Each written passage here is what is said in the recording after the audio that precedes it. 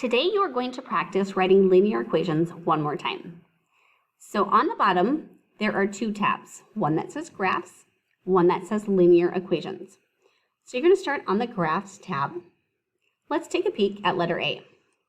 All right, so this line is going uphill, so it's going to have a positive slope. The y-intercept is at 1, and the slope, if we do rise over run, we'd rise up to over 1.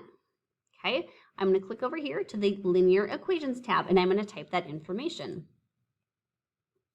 All right, so the y-intercept, or the b value, was 1, and the slope was up to over 1, but we can simplify that to a whole number. So then the equation is y equals mx plus b, but we're going to replace b with the 1, and we're going to replace m, or the slope, with the number 2. And if you're correct, a star will appear. All right, let's do letter B. I'm not going to do the whole thing, but for this one, it is going downhill.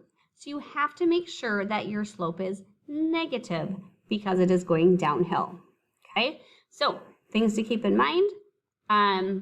Slope, uphill is positive, downhill is negative. Simplify your slope. It might be a fraction that reduces, or it could turn into a whole number.